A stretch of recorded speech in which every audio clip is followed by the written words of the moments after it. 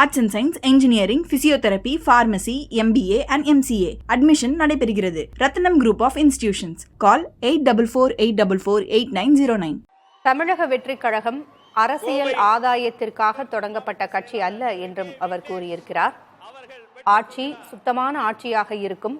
அண்ணா சொன்னதை நினைவில் வைத்து எந்த தயக்கமும் இல்லாமல் தைரியமாக மக்களை சந்தியுங்கள் என்றும் தமிழக வெற்றிக் கழகத்தின் தலைவர் விஜய் பேசியிருக்கிறார்.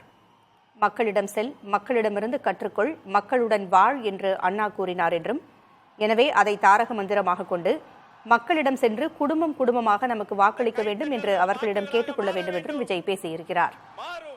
கோவையின் சிறுவாணி நீர் போல சுத்தமான ஆட்சி அமையும், தெளிவான உண்மையான ஆட்சி அமையும் என்றும் விஜய் பேசியிருக்கிறார். வாக்குச்சாவடிக்கு வரக்கூடிய மக்களுக்கு உதவியாக இருக்க வேண்டியது நமது கடமை என்றும் விஜய் வாக்குச்சாவடி முகவர்களுக்கு பேசியிருக்கிறார். இது குறித்து பேசுவதற்காக நமது தொலைபேசி இணைப்பில் மூத்த பத்திரிகையாளர் தராசு ஷியாம் இணைந்திருக்கிறார். வணக்கம் சார். வணக்கம். இன்று விஜயனுடைய பேச்சை பார்க்கும் பொழுது அண்ணாவை துணை கலைத்திருக்கிறார் என்றே சொல்லலாம். மக்களிடம் செல், மக்களிடம் பேசுங்கள் என்று அண்ணா கூறியிருக்கிறார். எனவே மக்களிடம் போய் நீங்கள் அவர்களை குடும்பம் குடும்பமாக வாக்களிக்க அழைத்து வாருங்கள் அப்படின்னு சொல்லியிருக்கிறாரு. உங்களுடைய கருத்து என்ன? சரியான கருத்து தான். மக்களிடம் செல் என்று அண்ணா கூறும்போது 1967 எங்கள் கல்லூரி காலகட்டத்தில் வாக்கு சதவீதத்தை பெருக்கிறது எங்க நோக்கமாக இருந்தது. என்ன காரணம்னா 1952 இருந்து 67 வரைக்கும் கிட்டத்தட்ட இந்தியா முழுவதும் காங்கிரஸ் கட்சியோட ஆட்சி தான். ஒரு குறிப்பிட்ட சதவீத வாக்கு கிட்டத்தட்ட 60% தாங்க அப்ப இருந்துச்சு.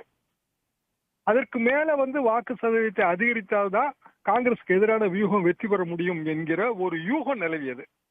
எனவே அண்ணா இந்த சொற்பிரயோகத்தை பயன்படுத்தினார். குறிப்பாக மாணவர்கள் பெரிய அளவுக்கு, இளைஞர் சக்தி, விஜய் அதை அடிக்கடி குறிப்பிடுகிறார், இளைஞர் சக்தி பெரிய அளவுக்கு திரண்டது. வாக்குச்சாவடிகளுக்கு மக்களை அழைத்து வருகிற பொறுப்பு. அந்த காலகட்டத்தில் வாக்குச்சாவடிக்கு மக்களை கார்களில் அழைச்சிட்டு வருவாங்க கட்சிக்காரங்க.